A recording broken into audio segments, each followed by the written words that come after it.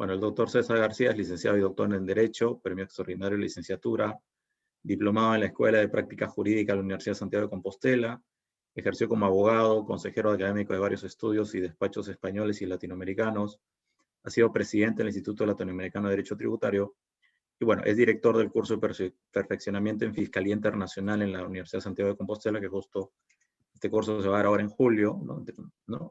Igual va a ser virtual, así que todos están cordialmente invitados a participar del mismo. Entonces voy a dejar de compartir y César, para que puedas compartir tu PPT.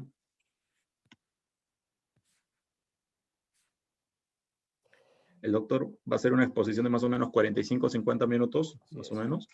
Si alguien tiene alguna pregunta, lo vemos al final, ¿no? En los 10 últimos minutos, si es que da el tiempo, y bueno, porque bueno, la agenda está pactada hasta la que dura hasta las 10 más o menos, así que por favor, cualquier duda en el chat y yo ya ahí se lo voy a plantear a César al final. Dale, César, ¿puedes? Muy bien. Pues muchas gracias, Johnny. Gracias a ti, gracias a Censea Fiscal por la amable invitación. Siempre es un placer compartir pues, un tiempo con vosotros en las distintas actividades que se organizan en muchos países de Latinoamérica y singularmente pues, en Perú, que es para mí un país que ya como ya sabéis todos los amigos peruanos que tengo el honor de tener, pues un país especialmente querido para mí. Por tanto, siempre para mí es un gusto poder dedicar unos minutos a hablar de este tema fiscal que para nuestra suerte o nuestra desgracia, yo creo que para nuestra suerte, pero a veces para nuestra desgracia nos apasiona y al que al que gustamos dedicar nuestros desvelos intelectuales. Pues muchas gracias por la invitación y como Johnny efectivamente señalaba, voy a hacer una intervención de unos 45 o 50 minutos aproximadamente para que quede un tiempito después para posibles preguntas del auditorio. Y de lo que vamos a hablar, ayudándome pues, de una PPT que voy a pasar a compartir inmediatamente, de lo que vamos a hablar, como digo, pues es de una visión sobre eso que podemos llamar los cambios, las tendencias que están teniendo lugar actualmente en la fiscalidad internacional, entendiendo como fiscalidad internacional no solamente lo que son las tendencias en las grandes cuestiones que está afrontando la fiscalidad internacional a través de las organizaciones representativas de la comunidad internacional, singularmente de la OCDE, de la OCDE, como se conoce en la mayoría de los países de Latinoamérica, sino también de algunas tendencias que se están dando en el derecho comparado y que forman parte de lo que algunos denominan el contexto internacional que condiciona pues, cualquier reforma fiscal o cualquier cambio en la legislación que un país o que los países estén haciendo en la actualidad. Naturalmente, para preguntarnos a dónde va la fiscalidad internacional en la actualidad, para preguntarnos el quo vadis de la fiscalidad internacional, hacia dónde se dirige en estos años que nos ha tocado vivir, es evidente que hay un punto de inflexión, hay un momento clave que supone un cambio de perspectiva. Lo que es, en términos de la narrativa, en términos de la novela, un deus ex machina, es decir, un momento que supone un cambio en la narración, en el relato. Y ese momento que supone el cambio en la narración y en el relato, pues es el estallido de la pandemia del COVID-19, pues en los meses de febrero, marzo, singularmente en el mes de marzo del pasado año 2020. Naturalmente, la pandemia del COVID-19 pues, ha supuesto un cambio radical en muchísimas cuestiones que afectan a todos los aspectos de la vida y también en la fiscalidad. Por lo tanto, es evidente que hay una fiscalidad del contexto COVID y una fiscalidad afectada por el contexto, llamémosle pre-COVID, entendiendo por qué pre-COVID, no la fiscalidad posterior a la pandemia, porque desgraciadamente aún estamos en pandemia, sino la fiscalidad posterior a lo que podríamos llamar los momentos más álgidos de la emergencia sanitaria que podemos localizar pues, durante el pasado año 2020, pues al menos durante buena parte de ese año 2020, como todos vosotros sabéis. Pero también es verdad que antes de que surgiese la desgraciada pandemia del COVID-19, la fiscalidad internacional ya estaba afrontando grandes retos en cuanto a las reformas que se estaban produciendo a nivel internacional. Y esos grandes retos son muchos, pero yo me atrevo a resumirlos en tres trends, en tres tendencias, en tres corrientes que se estaban produciendo de modo muy intenso cuando en el año 2020 nos sorprendió negativamente a todos el estallido de la crisis sanitaria. Esas tres grandes tendencias que estaban teniendo la fiscalidad internacional y que estaban afectando de modo muy importante a los sistemas fiscales, muchísimos países de la OCDE y también del área LATAM, algunos de la OCDE, otros aspirantes a integrar la OCDE y otros ajenos a la OCDE, entre los de la OCDE, México, Colombia, Chile, entre los que son aspirantes a integrar la OCDE, Perú, otros ajenos a la OCDE y que han vivido siempre de espaldas a la OCDE, como Brasil, pues estaban incorporando sus ordenamientos tributarios. Esas tres grandes tendencias que podemos señalar serían las tres siguientes. Por un lado, todo lo relativo a la fiscalidad ambiental. Uno de los puntos de revolución del sistema fiscal es sin duda alguna la incorporación de los tributos ambientales a los distintos sistemas tributarios. Una segunda tendencia, que es importantísima, es la relativa a la lucha contra la elusión, la evasión, el fraude internacional y sobre todo la lucha contra aquello que la OCDE desde la conferencia de Seúl del año 2007 denominó la planificación fiscal agresiva. Lo que viene marcado sobre todo por un momento fundamental, que es la aprobación en julio de 2013 del plan BEPS, que marca un antes y un después en la conformación de las grandes tendencias de la fiscalidad internacional. Y un tercer punto que viene marcado por la fiscalidad de la economía digital. Es algo que venía de antes de la pandemia y que seguramente se acelerará después de la pandemia y que se acelerará ya. Digamos que se están ya confrontando las posiciones para adoptar una solución a nivel de la comunidad internacional ya quiere decir, pues desde luego antes de que termine este año 2021, frente al fenómeno de la economía digital. Y ese fenómeno de la economía digital, además, por elevación, podemos comprender en el mismo todo lo que es la adaptación de la fiscalidad al fenómeno de la incorporación de las nuevas tecnologías al mundo fiscal, al mundo económico. Inteligencia artificial, big data, robotización, etcétera, etcétera. Esas son tres grandes tendencias que ya existían antes de que se desatara la pandemia del COVID-19. La comunidad internacional ya tenía estas tres cosas en su agenda. Ya los países estaban incorporando mecanismos para hacer frente a estas tres grandes cuestiones, a estos tres grandes problemas, y estas cuestiones han quedado en cierto punto en stand-by con el surgimiento de la pandemia y con las necesidades financieras y la necesidad de implementar una fiscalidad de emergencia en aquel momento. Pero vamos por partes. La primera de estas grandes tendencias es la que hace referencia a lo que podemos llamar la fiscalidad ambiental o, como dicen algunos, las reformas fiscales verdes. Desde hace ya algunos años, la comunidad internacional ha incorporado a sus agendas la definitiva recepción de los impuestos ambientales en los sistemas tributarios. El tema viene ya desde hace algunos años. Hay un punto importante que es toda la política internacional en la lucha contra el cambio climático, que arranca, como todos vosotros sabéis, del Protocolo de Kioto, que es un protocolo a un acuerdo contra el cambio climático de Naciones Unidas, y donde por primera vez los países, no todos, porque fundamentalmente son los países desarrollados, pero los países y algunas organizaciones internacionales como la Unión Europea, asumen compromisos internacionales de reducción de emisiones de dióxido de carbono y de otros gases de efecto invernadero, como pueden ser los gases, los fluorocarbonados o, por ejemplo, el metano u otros gases calificados como gases de efecto invernadero por el Protocolo de Kioto. Esa lucha contra la reducción de emisiones, sobre todo de CO2, de dióxido de carbono, forma parte de la política ambiental ya de todos los países. Y el protocolo de Kioto establece una serie de mecanismos para lograr esa reducción de emisiones, entre los que se encuentran los mecanismos de corte económico. Entre esos mecanismos están varios. Por un lado, los muy importantes derechos de carbono, derechos de emisión, como se llaman en Europa, pero por otro lado también se establece la necesidad de que la fiscalidad colabore a la reducción de las emisiones de dióxido de carbono y de otros gases de efecto invernadero. ¿eh? Por tanto, que existe una fiscalidad destinada a penalizar la emisión de gases contaminantes en pro de la lucha contra el cambio climático. Se trata de reactivar la fiscalidad ambiental, de darle un nuevo impulso.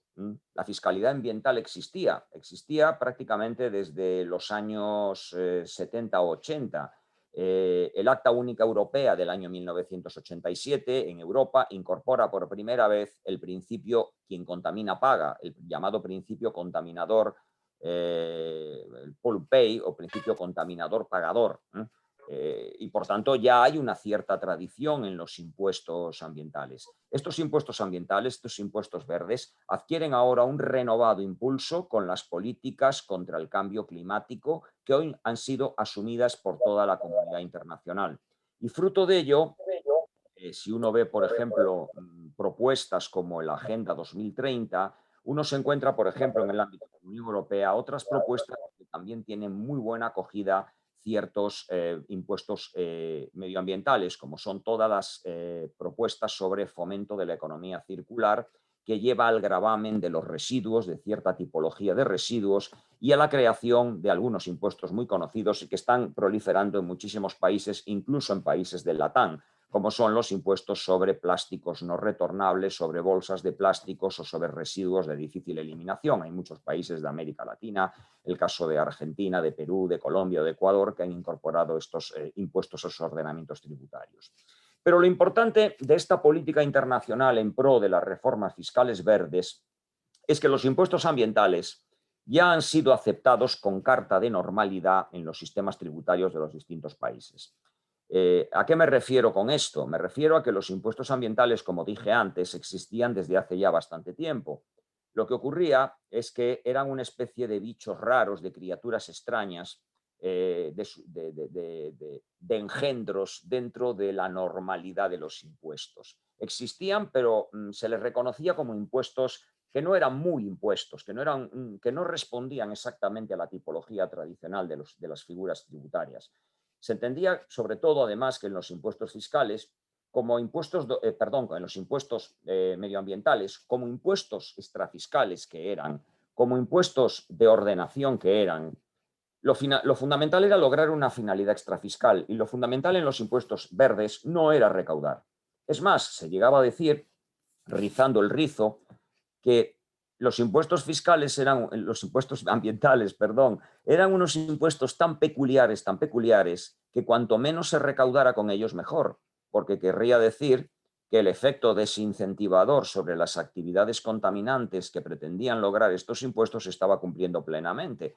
Si nadie pagaba un impuesto medioambiental ligado a una actividad contaminante, pues era que nadie estaba realizando esa actividad contaminante, con lo cual el impuesto estaba alcanzando plenamente su objetivo. Esta gran paradoja empieza a solucionarse o empieza a resolverse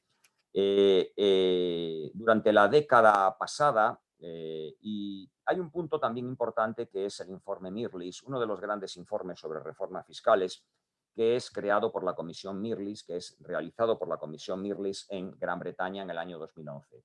Era un informe además muy interesante porque era un informe que pretendía diseñar lo que sería un sistema tributario ideal.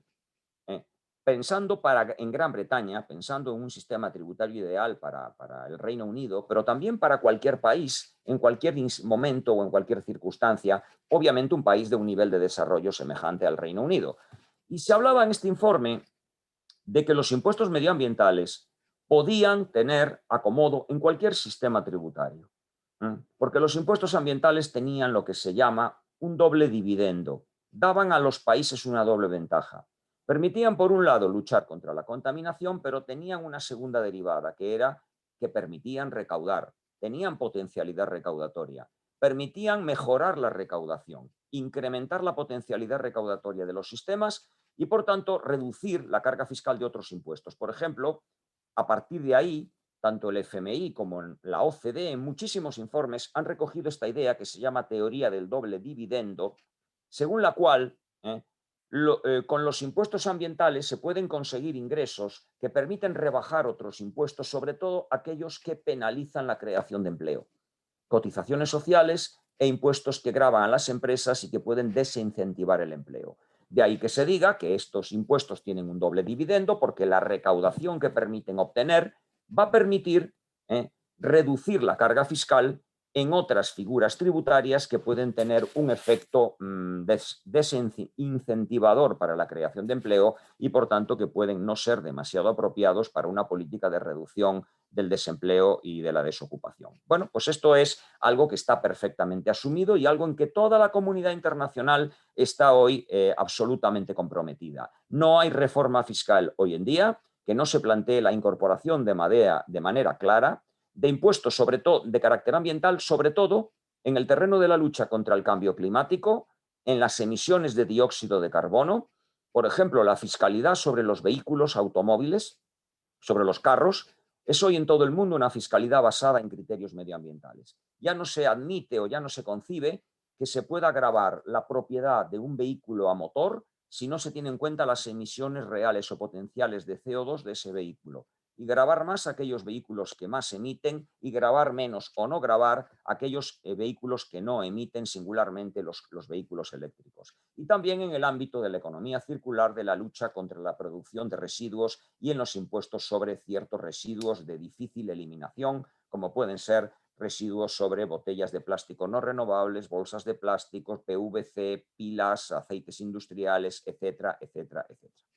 Bueno, pues esta es una de las tendencias internacionales. La segunda es la lucha contra la elusión fiscal internacional a partir del megaconcepto de planificación fiscal agresiva.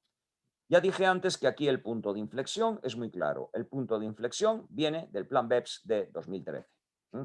Y viene del desarrollo de las distintas acciones del Plan BEPS que terminan en los informes, en los reports del año 2015.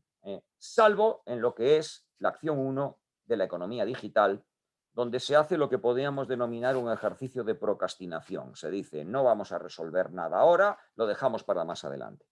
Las 14 acciones del Plan BEPS sobre las cuales la OCDE se pronunció con sus respectivos reportes, formulan políticas de lucha contra distintas estrategias de elusión fiscal, sobre todo en el ámbito de los grupos de las empresas multinacionales, que muchísimos países han ido incorporando a sus respectivos sistemas tributarios.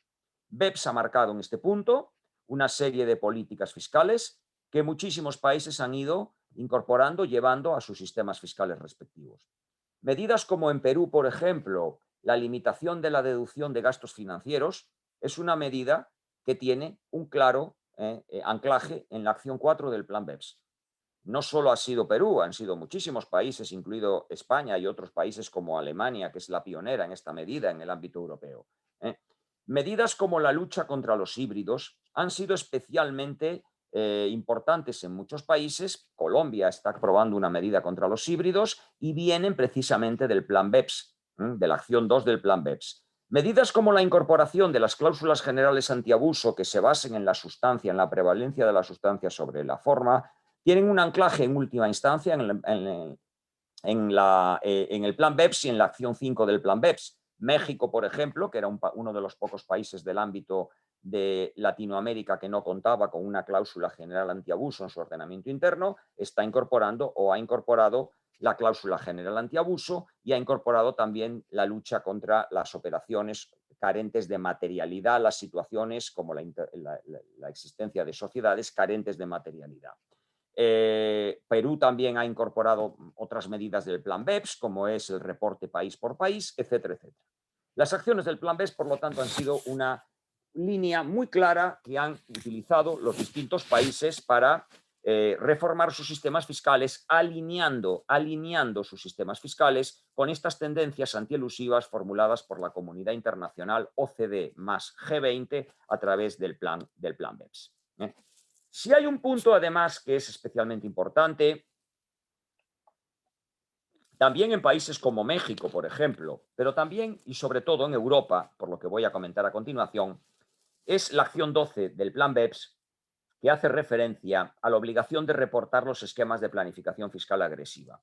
Países como México han incorporado esta medida, países como Chile, por ejemplo, también lo están haciendo, y en Europa se ha aprobado una directiva de la Unión Europea muy conocida, muy controvertida, que está generando muchísimos problemas desde la perspectiva de los derechos del contribuyente, que es la conocida como Directiva de Intermediarios y más conocida popularmente como la DAC, la Directiva Administrativa Comunitaria, la DAC 6. La DAC 6 es una directiva que también tiene su anclaje último en la Declaración de Seúl del año 2006 y en la implementación del concepto, del megaconcepto del leitmotiv de planificación fiscal agresiva. Y esta directiva lo que establece es la obligación de los intermediarios que operen en la Unión Europea de reportar a la Administración Tributaria de su país los esquemas de planificación fiscal agresiva en los que intervengan. ¿Qué es un intermediario para esta directiva de la Unión Europea? Pues un intermediario, el principal al menos, que es el más importante, porque la ley define intermediarios principales y intermediarios secundarios. Un intermediario es aquel profesional, sea un abogado, sea un economista, sea un estudio de abogados, sea un auditor, sea un contador, sea un ingeniero comercial, que diseñe, comercialice, organice, ponga a disposición del contribuyente un mecanismo de planificación fiscal agresiva o gestione su ejecución cuando lo ha diseñado otro. Y también son intermediarios, aunque no diseñen una estructura, no diseñen un negocio jurídico, no diseñen una operación para ahorrar impuestos, aquellos que ayuden, asistan o asesoren la estructura, el negocio o el esquema diseñado por otros. Esos serían intermediarios secundarios. Todos los sujetos que intervienen en el diseño de un negocio, de una estructura, tienen la obligación de reportar, siempre y cuando tengan la condición de intermediario principal o intermediario secundario. Solo quedan al margen de la obligación de reportar aquellos intermediarios o aquellos profesionales, mejor dicho, que no diseñen ni comercialicen un negocio jurídico, sino que se limiten a prestar un apoyo externo complementario. En España se dice un apoyo externo complementario neutro, por ejemplo, un abogado que después de que alguien haya diseñado una operación o una estructura se limita a emitir un informe para avalar o no avalar que esa estructura se sujeta o es acorde con el ordenamiento jurídico y hace un informe de aceptación o no, de acomodación o no de esa estructura diseñada por otro al ordenamiento jurídico y dice si es aceptable o no desde el punto de vista del ordenamiento jurídico, ese no sería un intermediario obligado a informar, y tampoco los llamados intermediarios in-house o abogados in-house, que son los abogados tributarios que dependen de una firma, que forman parte de la plantilla de trabajadores de una empresa o de una firma. El abogado in-house, es decir, el contratado por una empresa. Ese tampoco es intermediario porque no ejerce una actividad por cuenta propia. Todos los demás están obligados a informar. ¿Cuándo? Cuando el esquema en el que intervengan, cuando el esquema en el que participen sea un esquema que tenga indicios de ser un instrumento de planificación fiscal agresiva. El indicio se le denomina en la versión inglesa de la DAC 6 seña distintiva o hallmark. Y los hallmark son de diverso tipo. Los más importantes son los hallmark, los indicios, las señas distintivas de beneficio principal. Una seña distintiva de beneficio principal es aquella en la cual el negocio, concebido como tal, puede entenderse que el mismo no tiene más razón económica que una razón fiscal, o teniendo otra razón económica, la razón fiscal es prioritaria. Es decir, que cuando un abogado diseñe para su cliente un negocio y se pueda decir que ese negocio tiene como principal objetivo un ahorro de impuestos, aunque tenga otros objetivos, pero el principal, el determinante para hacer las cosas como se hacen, o para diseñar las cosas como se diseñan, por ejemplo, interponer entre una holding que ya existe y unas participadas extranjeras, una holding de segundo nivel, por ejemplo. ¿Por qué se justifica interponer una segunda holding entre la que existe y las participadas? Pues probablemente por razones estrictamente fiscales. Ese esquema que pueda aconsejar un abogado sería un esquema con una seña distintiva de beneficio principal, porque se puede deducir, se puede sospechar que el beneficio principal es un ahorro fiscal. Bueno, en todos estos casos habrá obligación de reportar. Bien, la DAC 6 ha sido incorporada por todos los países europeos a sus ordenamientos internos. En España la hemos incorporado ya, y las últimas normas de desarrollo reglamentario han aparecido apenas un mes. Por cierto, el reglamento de desarrollo esta semana pasada ha sido impugnado ante el Tribunal Supremo por la Asociación Española de Asesores Fiscales, por entender que adolece de ilegalidades y por entender que afecta de forma importante a los derechos y garantías del contribuyente. Pero lo más importante de la DAC 6 es el aspecto de colisión con los derechos del contribuyente, que es algo muy, muy criticado, muy debatido.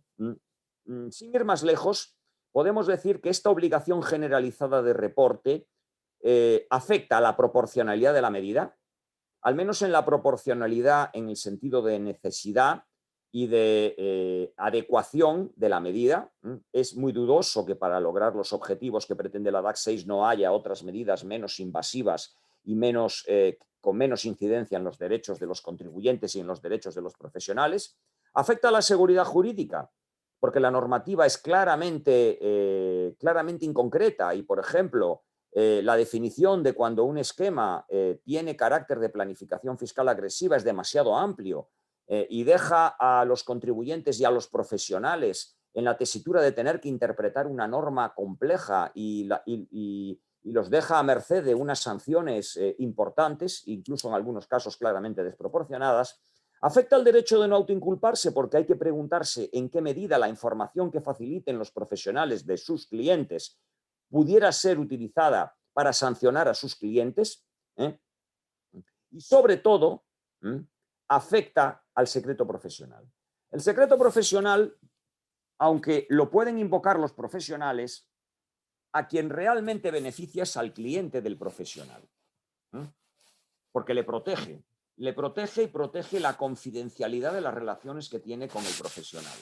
Y ese secreto profesional se puede ver afectado cuando existe la obligación general de informar a la administración tributaria de una operación, de un negocio o de una estructura diseñada por el profesional para el contribuyente. Salvaguarda la DAC 6 y las normas como la española que llevan a cabo su transposición, su ejecución en el derecho doméstico español, salvaguardan el secreto profesional. Lo salvaguardan, pero de una manera muy débil, porque sí reconocen el secreto profesional, pero establecen que el intermediario que haga valer su secreto profesional y que, por tanto, se niegue a informar a la administración tributaria, traslada a los otros intermediarios con los que trabaje, y si no trabaja con otros, traslada a su cliente, al contribuyente, la obligación de informar. Es decir, se reconoce el derecho al secreto profesional de los abogados o de los economistas que digan: yo no voy a informar de esta estructura que he diseñado para mi cliente porque quiero salvaguardar la confidencialidad e invoco el secreto profesional, pero entonces la norma lo que dice es la obligación de informar la tiene entonces su cliente, que es quien tendrá que reportar a la administración tributaria las características del negocio, de la estructura o de la operación que el profesional le ha diseñado. Una norma muy polémica, por tanto, y que está generando muchos problemas, pero que es una tendencia actual en todos los países de la Unión Europea, entre otras cosas porque hay una directiva de la Unión Europea que obliga a incorporarla a los ordenamientos internos de los países europeos. En esta línea, también los países de la Unión Europea y en general todos los países, antes del COVID-19, vivían en una tendencia de creatividad tributaria, que también era otra de los grandes trends internacionales. Había lo que algunos llamaban una Innovate Tax Tools o furia, afán de innovación tributaria. Estaban apareciendo multitud de impuestos que algunos autores llaman impuestos atípicos, otros llaman impuestos asistemáticos, o el derecho anglosajón denomina instrumentos fiscales innovadores. Se trata de impuestos nuevos que pretenden gravar realidades fiscales también absolutamente novedosas y que están generando mucho debate en la comunidad científica internacional. Uno de ellos, y no le voy a dedicar mucho tiempo por falta de tiempo, es la fiscalidad relativa a los equipos automatizados, a los elementos de inteligencia artificial, o como se suele conocer en la doctrina anglosajona, la imposición, la fiscalidad sobre robots, más conocida como taxing robots.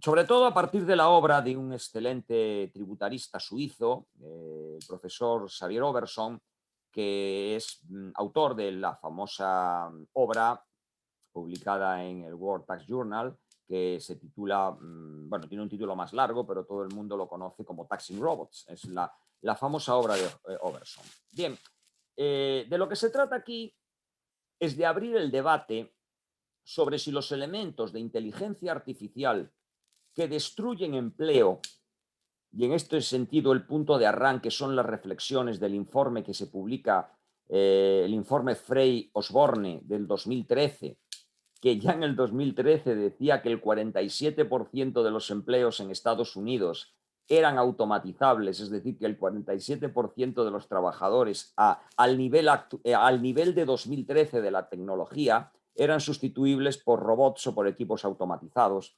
El debate es si la supresión de empleos por la robotización debe tener alguna reacción fiscal. Y si esa reacción fiscal debe ser un impuesto a la incorporación de robots a los procesos productivos, también llamado impuesto a los robots. No es que los robots vayan a pagar impuestos, es que la empresa que sustituya mano de obra humana por un robot debe pagar un impuesto. Ese es el debate que se ha abierto. Y el debate es así porque obviamente el aumento del desempleo va a obligar al Estado o va a requerir que el Estado disponga de mayores fuentes de ingreso para atender a una población que puede estar en riesgo de exclusión cuando es expulsada del mercado laboral.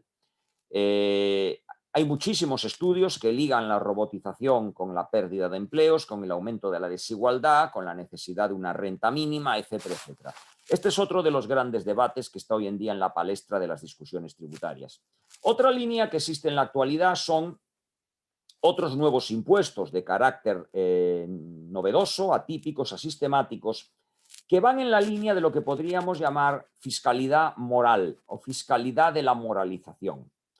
Vivimos un tiempo en el que la fiscalidad ya no es solamente una cuestión legal, sino que la moralidad, las cuestiones morales, se han colado, se han introducido en el ámbito de la fiscalidad.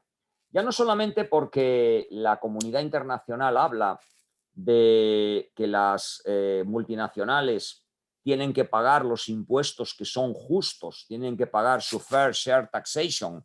Ya no se habla de los impuestos que tienen que legalmente pagar, sino los impuestos que deben pagar en justicia. Ya no se liga la obligación de pagar impuestos a la exigencia estrictamente legal, como ha ocurrido siempre con la fiscalidad, donde el peso de la reserva de ley era fundamental, sino que ya se habla de elementos morales.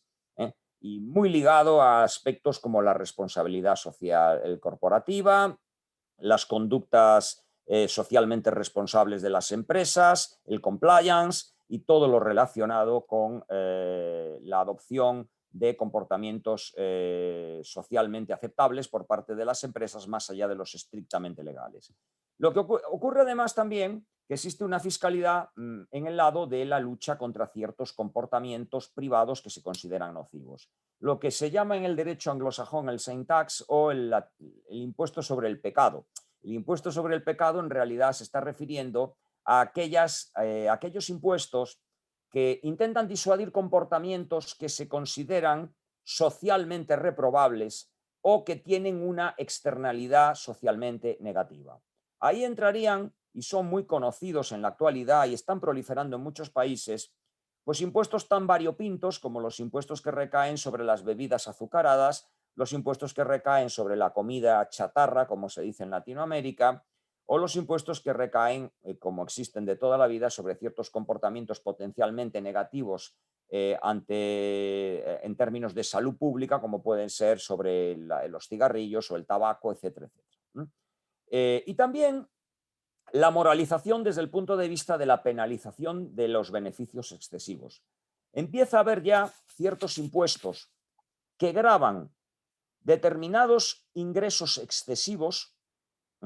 El caso del Excess Profits Scheme de Bélgica, por ejemplo, que gravan determinados comportamientos, o los windfall tax, por ejemplo, gravan determinados comportamientos económicos consistentes en obtener unos ingresos excesivos.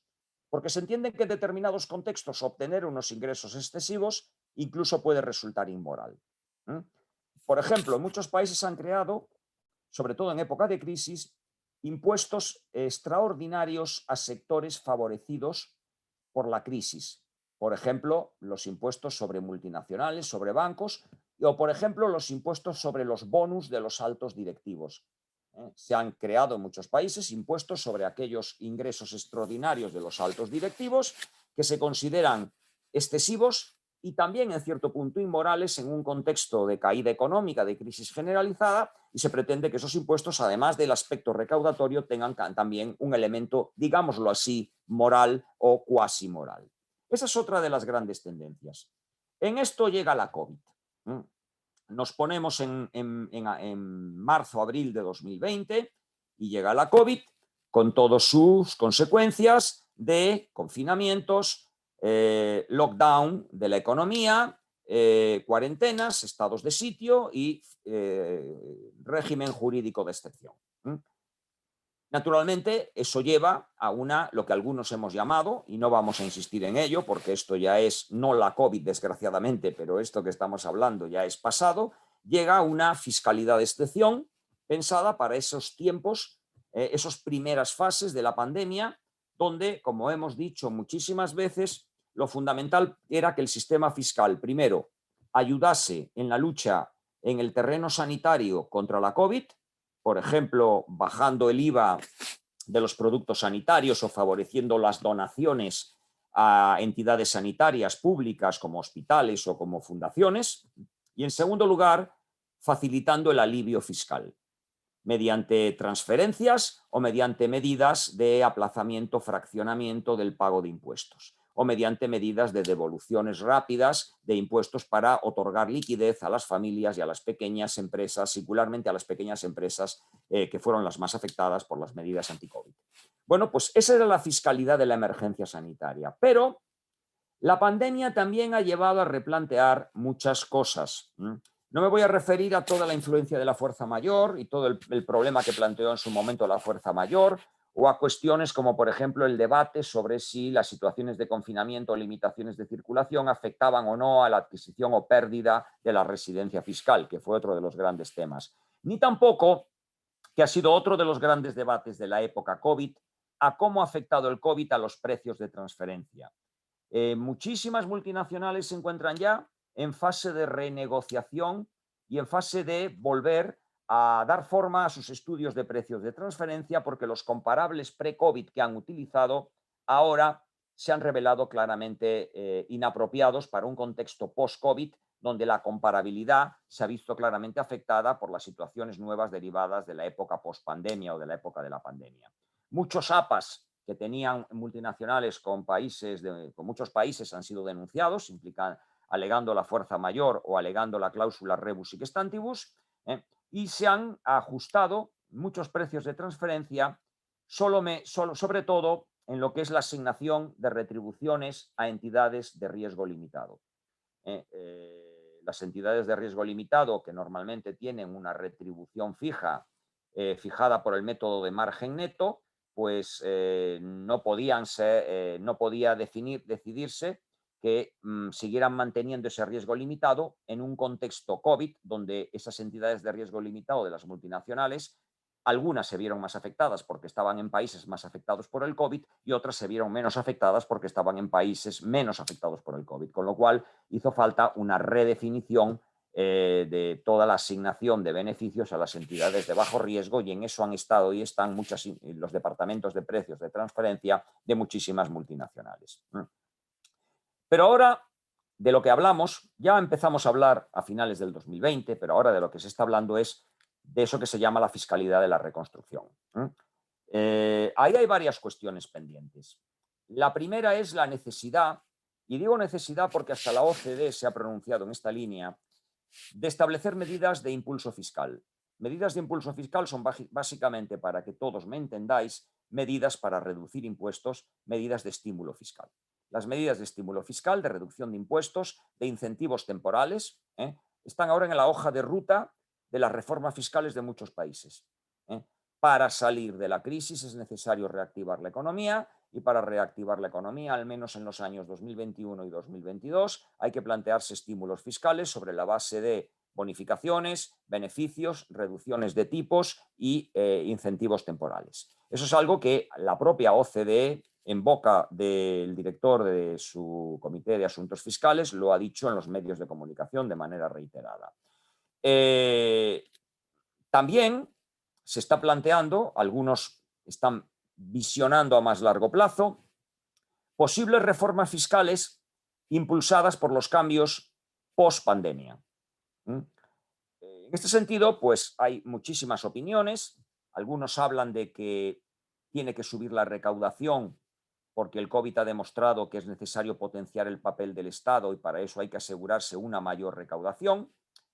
Otros dicen que el papel del Estado se incrementará, no tanto por la COVID, pero sí por algunas consecuencias de la COVID, porque la COVID ha hecho que la globalización, al menos acelerada, una globalización basada en unas cadenas de valor que se basaba en el modelo JIT, en el modelo Just in Time de producción, donde un celular producido en Shanghái hoy, mañana ya estaba en una tienda en Santiago de Compostela o en Lima, que eso no va a ser posible, esa globalización acelerada, extremada, ya no va a ser posible en un contexto como el COVID, porque digamos que ha habido una toma de conciencia sobre la vulnerabilidad del planeta y por lo tanto que probablemente se vaya a una relocalización de las actividades y a unos proveedores de más proximidad, unos proveedores de proximidad, y desaparezca un modelo de creación de cadena de valor en las grandes multinacionales que se basaba en una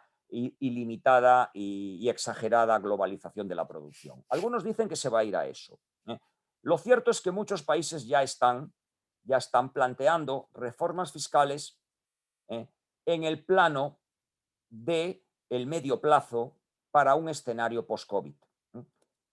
Y aquí enlazamos con, y luego hablaremos de alguna de esas medidas, pero enlazamos con la tercera medida que ya estaba existiendo, la tercera tendencia internacional que ya se estaba desarrollando antes de la pandemia del COVID-19 y que este año ha tomado un nuevo impulso y seguramente tendremos a finales de este año una decisión definitiva de la comunidad internacional para poner fin a este debate. Me refiero a la economía digital. Retomando un poco el debate, decíamos antes que de todas las acciones del plan BEPS había una que no se había resuelto, que no se había cerrado en el informe conclusivo, que era la acción 1, que pretendía, quizás con unas pretensiones con unas aspiraciones quizás excesivas, que pretendía resolver el problema de la adaptación del sistema fiscal a la digitalización de la economía. Bueno, pues lo que se hizo fue dejar esto para más adelante, para que la comunidad internacional siguiese debatiendo sobre qué modelo se iba a adoptar para hacer frente a los desafíos de la economía digital. Y mientras tanto, muchísimos países que veían como ellos ponían los usuarios, ellos ponían los consumidores, sus usuarios cedían datos, formulaban negocios, pagaban sus servicios, entraban en Facebook, compraban por Amazon, tomaban taxis por Uber, alquilaban inmuebles por Airbnb, compraban bienes y servicios por Wallapop, entraban en Instagram, veían videos de YouTube y resulta que las multinacionales digitales que proveían estos servicios al final no tributaban allí donde se generaba el valor. Pues bien, estos países fueron los que impulsaron y estamos hablando de los años 2016, 2017, fundamentalmente, impulsaron el principio de creación de valor y la regla de la llamada jurisdicción de mercado vinculada a la presencia de los usuarios. Muchos países que no eran de la OCDE, singularmente casos como China, pero sobre todo la India, formularon la idea de que los países donde estaban los consumidores, la jurisdicción del mercado, la jurisdicción de los usuarios, que es el usuario es el gran activo en los negocios de las multinacionales digitales, debían tener derecho a gravar los beneficios obtenidos en su territorio. Lo cual era una causa general, un cuestionamiento general de uno de los dogmas sobre el que se apoyaba el paradigma de distribución del poder tributario en la actualidad, que es el principio de residencia. El principio de que las empresas multinacionales tributan allí donde tienen la residencia y solo tributan en el país donde obtienen beneficios si lo hacen a través de un establecimiento permanente sobre la base de una presencia física. El establecimiento permanente igual, como dice el artículo 5 del modelo OCDE, al lugar fijo de negocios. Bueno, pues esto empezó a cuajar y dio lugar a la aprobación de impuestos sobre servicios digitales siguiendo el modelo de lo que los indios de la India, denominaban el equalization tax, el impuesto de igualación.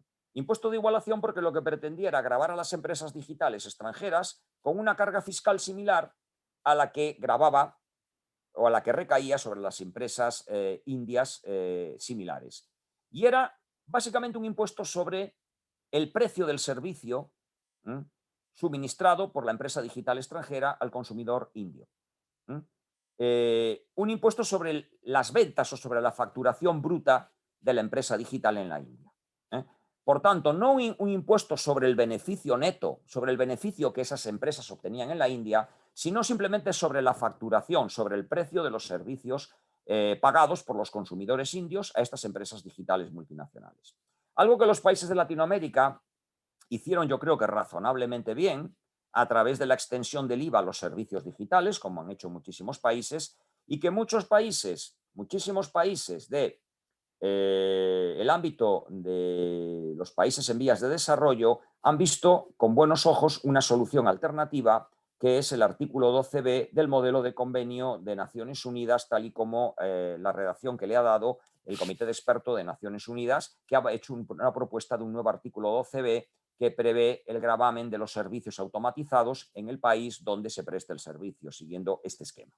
Pues bien, ahí la comunidad internacional ha tenido un debate, los países, muchos países, sobre todo europeos potentes como Gran Bretaña, Francia, amenazaron con crear impuestos digitales unilaterales.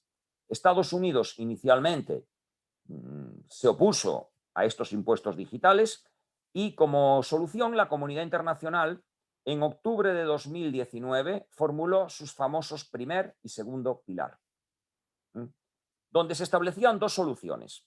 En el primer pilar, lo fundamental era cambiar las reglas del nexo.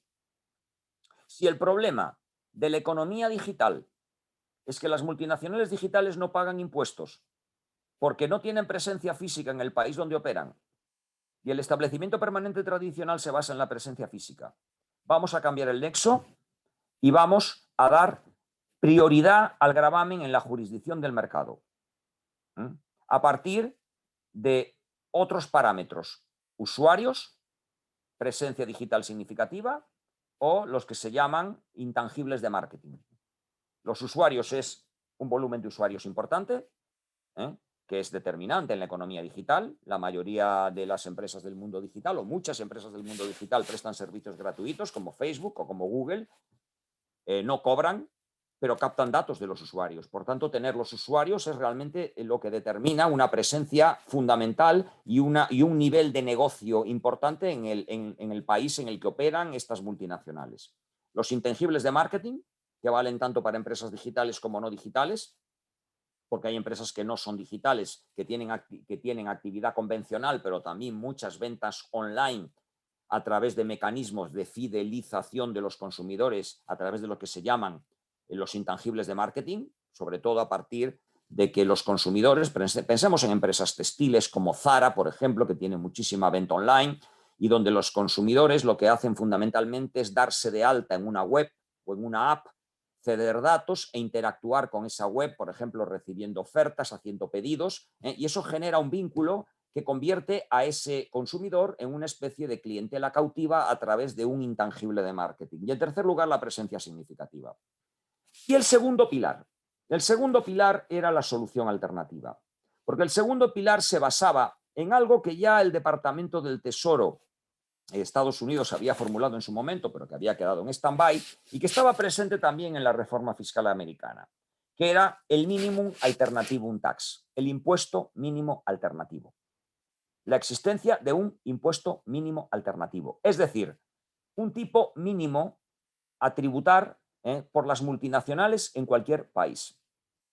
La fórmula que acogía el segundo pilar era que en el país de residencia de la multinacional, allí donde la multinacional tuviera la sede de dirección, se podría gravar la diferencia entre la tasa de ese país, del país donde está la multinacional, y la tasa del país donde la multinacional ha creado una filial porque tiene una tasa inferior.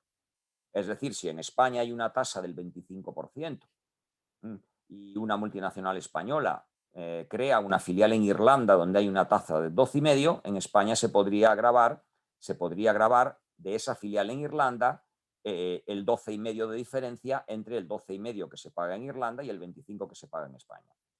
Esta regla es muy importante y es un cambio fundamental. Pues bien, esta regla ha tenido la semana pasada un nuevo impulso porque el Departamento del Tesoro de Estados Unidos parece que va a aceptar la regla del impuesto mínimo alternativo a las multinacionales. Es una medida que tiene multitud de problemas que hay que pulir, problemas de doble imposición, problema de generación de conflictos que habría que resolver con un sistema de arbitraje obligatorio, etcétera, etcétera. Y sobre todo un problema de cuál va a ser esa tasa mínima, porque ese es el tema. Una tasa mínima para las multinacionales, pero ¿qué tasa?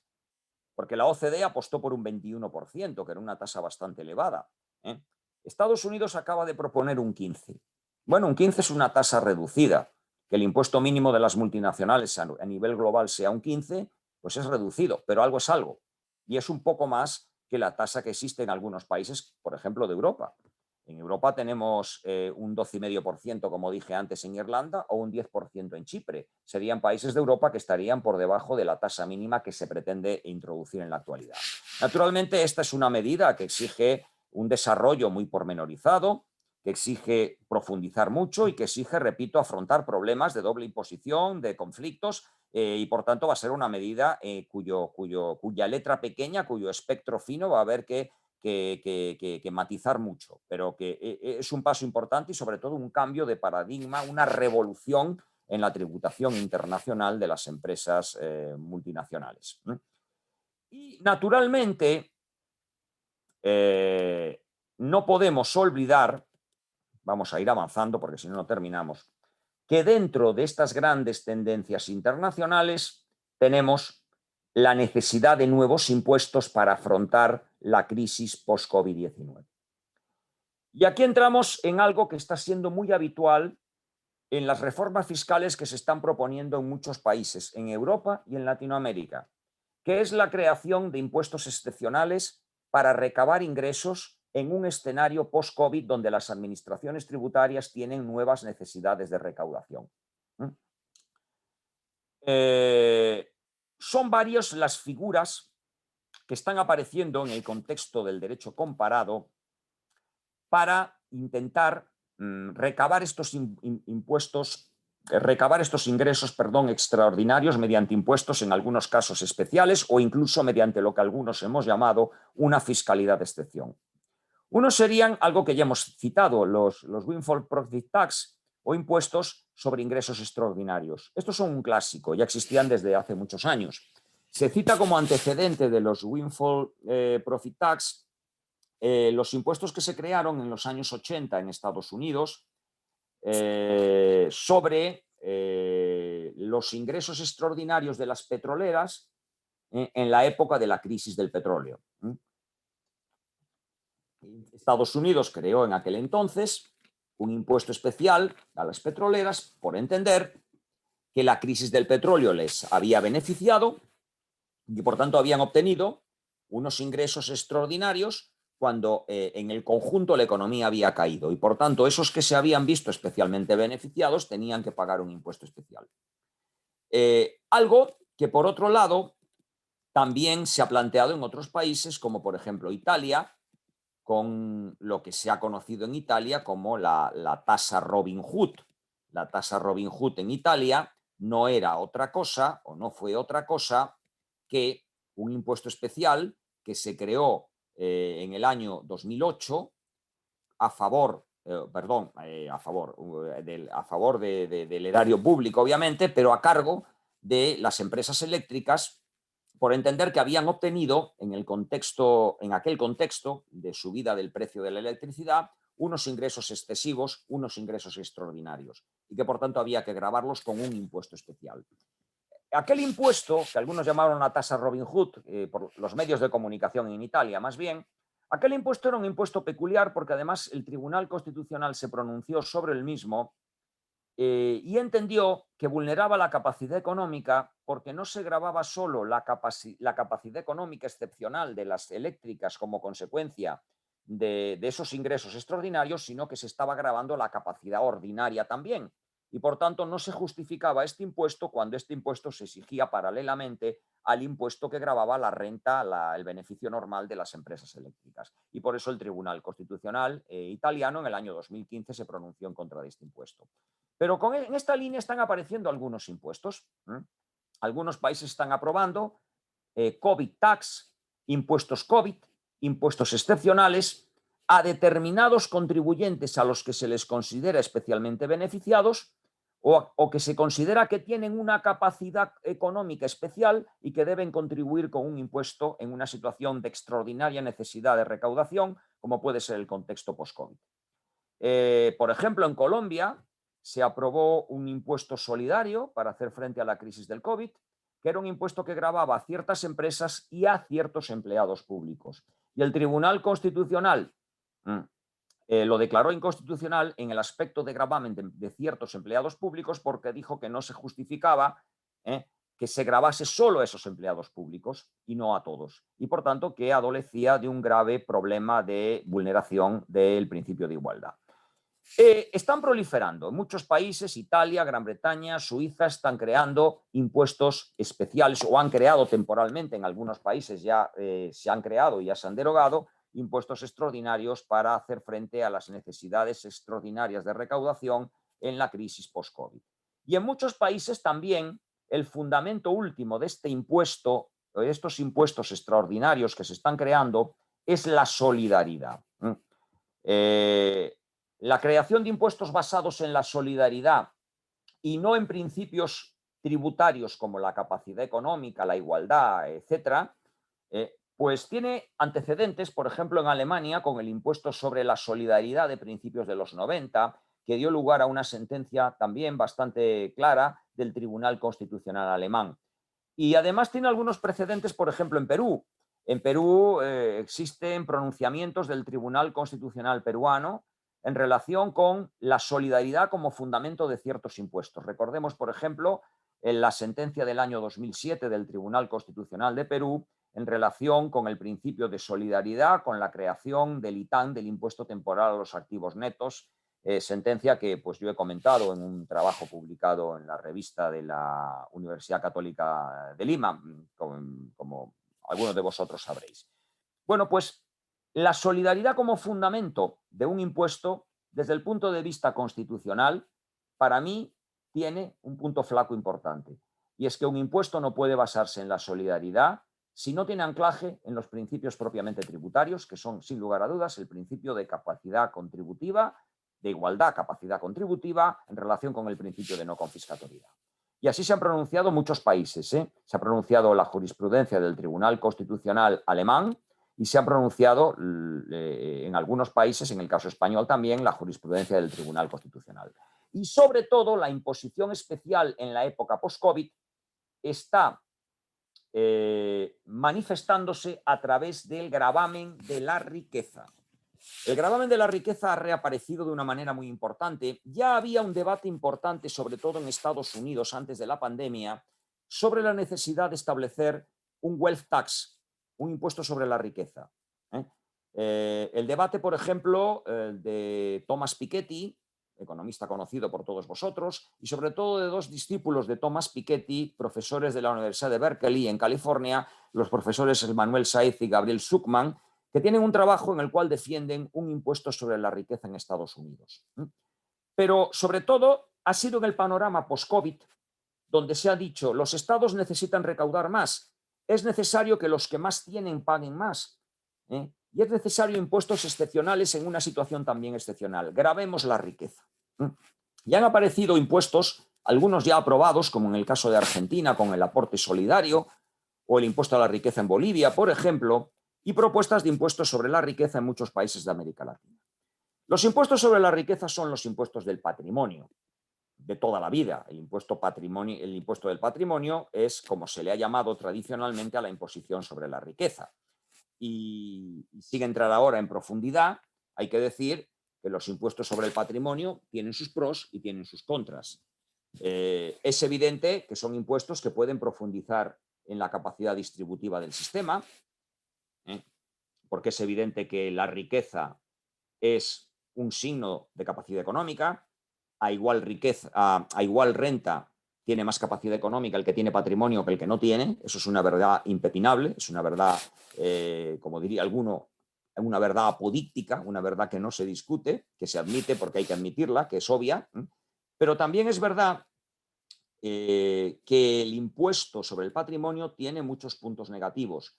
Y probablemente por eso es un impuesto que estaba desaparecido del panorama fiscal en los países desarrollados.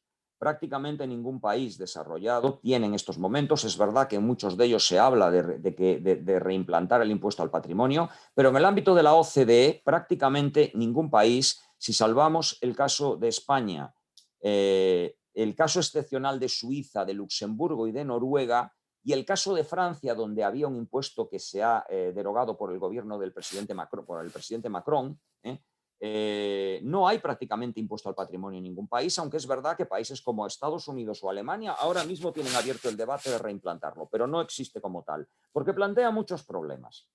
Problemas de sobreimposición, porque el patrimonio, quieras o no, es la renta ahorrada que ya ha tributado. Un efecto descapitalizador, porque es un impuesto que desincentiva el ahorro.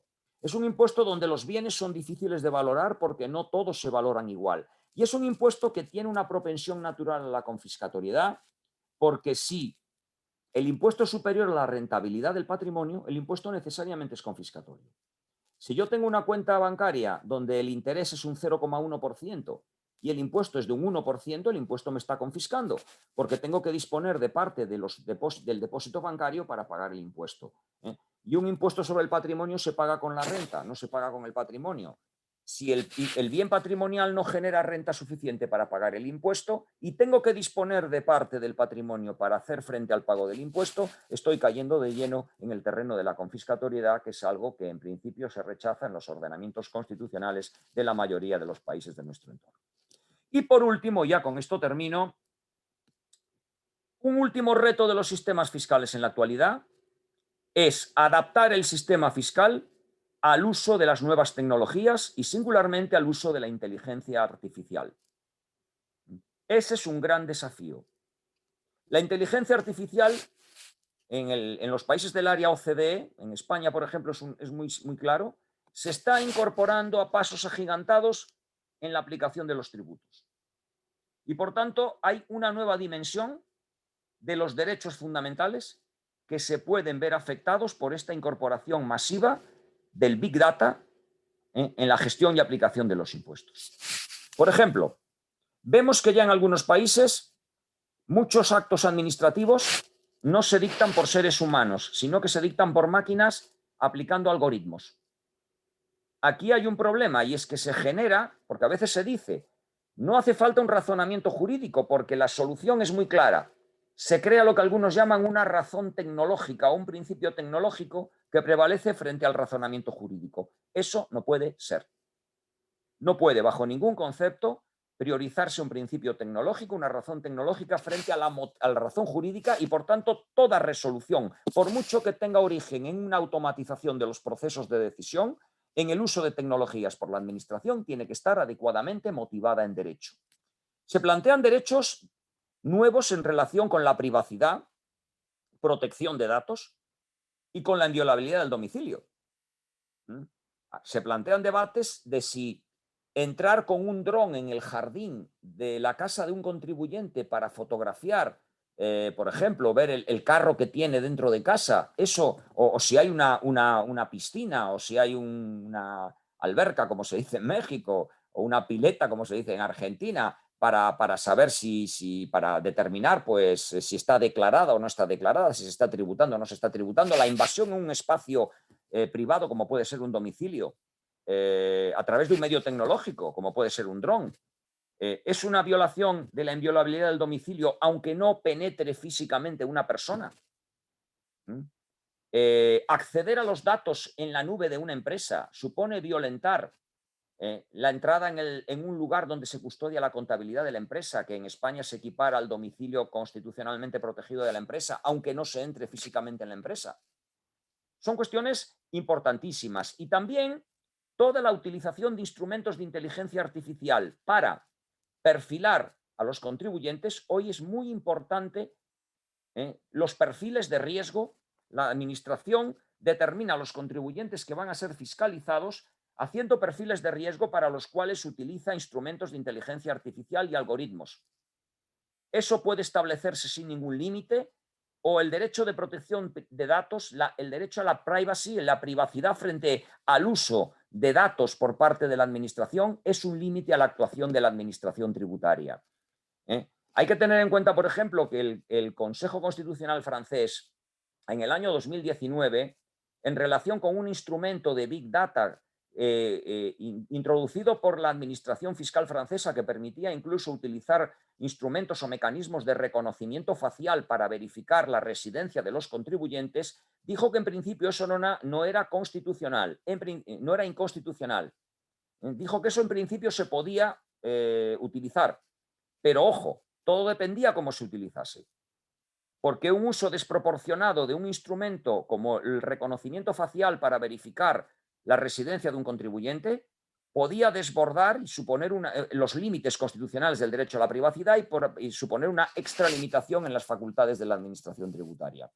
E incluso se está planteando, y en Estados Unidos hay un debate muy importante abierto, sobre todo con la utilización de los programas de Tax Foresight, el uso de Big Data para resolución de controversias. Claro, Estados Unidos es un país donde el precedente tiene mucha importancia y, por tanto, una base de datos con los precedentes puede servir para resolver muchos asuntos que se resolverán aplicando un precedente. Pero eso no implica que se puedan resolver masivamente asuntos sin motivación jurídica y utilizando programas como el Blue G Legal que se está aplicando en Estados Unidos. Hace falta una motivación y una justificación desde el punto de vista jurídico y acreditando puntualmente la aplicación de normas jurídicas mediante la oportuna motivación, porque si no se incurriría en indefensión y, por tanto, en arbitrariedad. Bueno, me he pasado un poquito, 10 minutos del tiempo límite que tenía, pero creo que he resumido un poco las tendencias internacionales en materia fiscal, y con este resumen tan rápido, pero yo creo que tan sintético, pero yo creo que suficientemente extenso, pues concluyo y os doy las gracias por vuestra atención y estoy a vuestra disposición pues, para resolver alguna pregunta que pueda haber. Gracias. Gracias, César. Muy agradecido por tu resumen, gran resumen. La verdad es que me imagino que voy a coincidir con los que nos están acompañando en cuanto a muchas novedades, muchos temas que de hecho aplican y van a aplicar en el Perú, ¿no? Y en otros países, y aquí tenemos algunos amigos también de otros países, así que no sé si alguien tiene alguna pregunta por el chat. No sé cuántos minutos te quedan, César, porque pactamos hasta las 10, así que... Sí, bueno, pasan 10 minutos, pero alguna pregunta sí podemos responder. No sé si alguien en el chat se anima a alguna pregunta o, bueno, damos por finalizado y... como comentario, dice, pregunta por aquí Juan, ¿qué le parece que se aplique en los países un impuesto a la riqueza? Bueno, pues ya en parte algo he comentado, ¿no? Vamos a ver, los impuestos a la riqueza ya existían bajo la forma de impuesto al patrimonio. Se están configurando impuestos a la riqueza dentro de esa política de nuevos impuestos extraordinarios en el contexto post-COVID. Y en algunos países se han planteado el aporte solidario en Argentina, por ejemplo, como impuestos transitorios a los titulares de grandes fortunas. Y en otros países se está hablando ya de reimplantar estos impuestos como impuestos permanentes, teniendo en cuenta que la riqueza es un índice de, de capacidad económica complementario a la renta y que por tanto sería bueno que junto con un impuesto a la renta existiera un impuesto a la riqueza. Me reitero lo ya dicho. Yo tengo una visión no demasiado positiva de estos impuestos, pero es una opinión personal. No niego la mayor porque es innegable. Es evidente que un impuesto a la riqueza respeta el principio de capacidad económica, no cabe ninguna duda. Pero luego hay otros principios que pueden verse afectados. Y yo el gran problema que veo de estos impuestos a la riqueza es que pueden incurrir en confiscatoriedad con demasiada facilidad. Lo intentaba explicar antes. Si uno tiene patrimonio, el impuesto no se puede pagar con el patrimonio, se tiene que pagar con la renta. Porque si uno tiene que disponer del patrimonio para pagar un impuesto, el impuesto le está confiscando. Hay confiscatoriedad cuando el sistema fiscal me obliga a desprenderme de mi riqueza para tener que hacer frente al pago del impuesto. Con lo cual, si el impuesto garantiza que se pueda pagar con la renta que genera el bien gravado, el impuesto puede ser admisible. Otra cosa es que sea un impuesto que desincentive el ahorro, porque va a ser más rentable el gasto que el ahorro. En muchos países el sistema fiscal en el futuro va a gravar más, va a penalizar más la riqueza que el consumo, con lo cual va a ser más fácil o más rentable desde el punto de vista estrictamente fiscal consumir que ahorrar. Pero al margen de ese tema que es extrafiscal, el impuesto sería admisible. Pero si el impuesto si el impuesto grava por encima de la rentabilidad que producen los bienes gravados, el impuesto puede llegar a ser confiscatorio. Por tanto, para mí un impuesto a la riqueza puede ser aceptable, pero como requisito sine qua non, desde luego, es que se establezca que se regule de tal manera que su aplicación no pierda de vista la aplicación conjunta con el impuesto a la renta.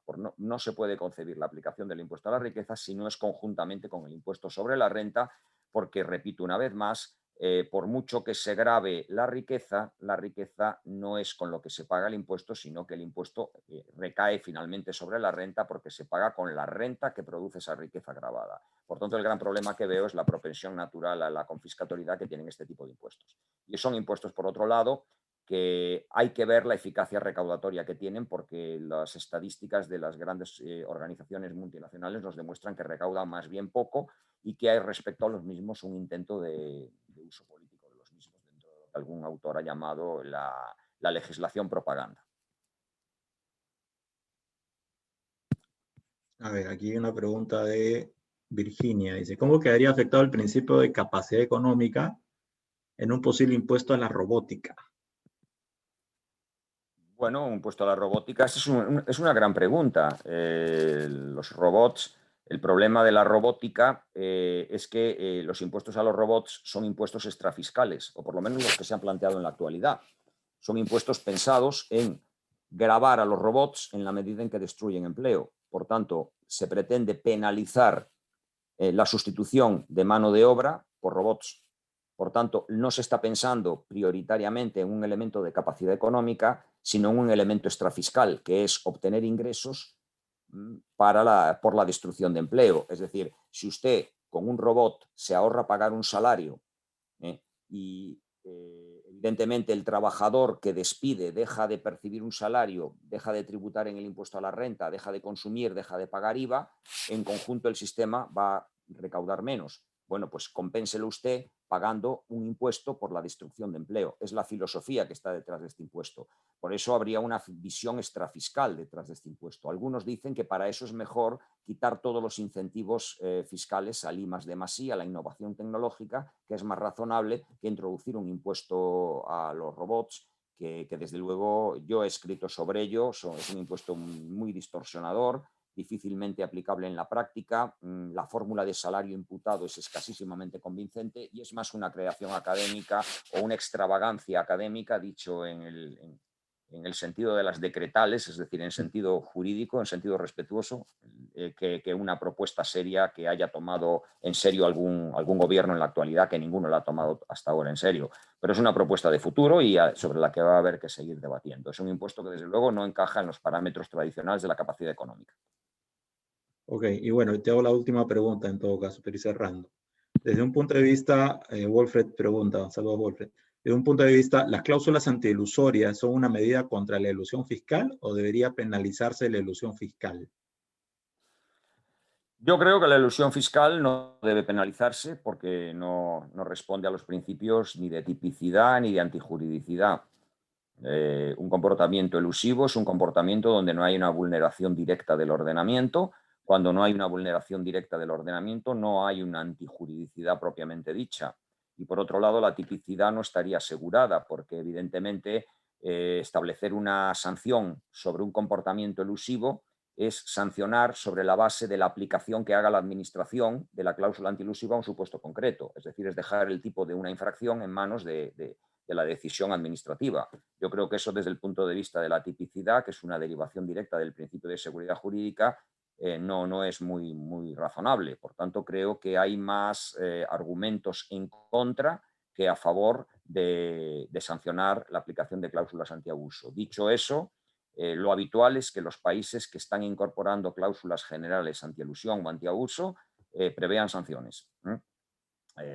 Lo cual no quiere decir que esté bien ni que sea respetuoso con un razonamiento de jurídico tributario o jurídico penal tributario aceptable. Pero sí es verdad que la mayoría de los países que han incorporado cláusulas, el caso de la cláusula de Estados Unidos, sin ir más lejos, o países como Alemania o España, que en la cláusula general no preveían sanciones, han ido incorporando esas sanciones en los últimos años. Y finalmente, César, lo único que te pido es, bueno, invitar al curso de perfeccionamiento, que tú eres el director, y que, bueno, este año para variar, bueno, no para variar, sino ya que estamos en pandemia y el tema digital, entiendo que va a ser virtual, así que, bueno, te agradecería y con eso vamos cerrando, ¿no? Sí, bueno, el curso tenéis ahí la información, es el mismo curso de siempre, que llevaba 15 años. He de confesar que a mí la fórmula digital no me gusta. De hecho, el año pasado se planteó si hacerlo digital o no hacerlo y yo preferí dejarlo en stand-by con la ingenua intención o con la ingenua esperanza de que este año se Esperanza. pudiera hacer. Y aunque este año sí es posible ciertos viajes, no está la situación todavía como para poder volver a la fórmula presencial. Por tanto, con la única finalidad de que no pasen 2 años sin que se imparta el curso, este año excepcionalmente, esperemos que excepcionalmente, va a ser en formato online. Esperemos que en el 2022, con el avance de la vacunación y con el nuevo pasaporte COVID del que se está hablando en la Unión Europea, pues podamos volver a la fórmula al menos semipresencial, porque lo ideal sería que el año que viene al menos hubiera la posibilidad de que una parte de los alumnos sí estuvieran presentes y que es la intención que tenemos. Este año todavía parecía que estaba un poco complicado el contar con alumnos suficientes en modo semipresencial, por tanto va a ser exclusivamente online y va a ser el mismo programa que se venía ofertando en todos estos años. Tenéis toda la información ahí, cualquier cosa tenéis ahí un mail de información. Listo, César. Muchas gracias por tu tiempo. Bueno, estamos en contacto. Gracias a todos por su participación. Cuídate mucho, por favor, y Dios mediante Igualmente. estaremos en Muchas contacto. gracias, Johnny, a todos los asistentes y un buen sábado a todos, buen fin de semana y cuidaros. Adiós. Un abrazo. Cuídate mucho. Chau, Gracias. chau. Chao. Bueno, gracias a todos por haberse conectado un sábado por la mañana. Así que espero que les haya gustado la exposición. Igual, Para los que tengo el correo, les voy a mandar justo tengo la presentación del doctor, así que ahí se las voy a mandar al correo, ¿no? Así que igual les mando el brochure del curso, y quienes quieran participar del curso virtual este año, y si no, pues el otro año lo hacemos presencial. Bueno, no lo hacemos, lo hace la Universidad de Santiago de Compostela presencial, así que es un buen pretexto para hacer turismo y también hacer un curso, ¿no? Bueno, listo, eso era. Sí, la grabación, voy a dejar de grabar en todo caso. Gracias a todos.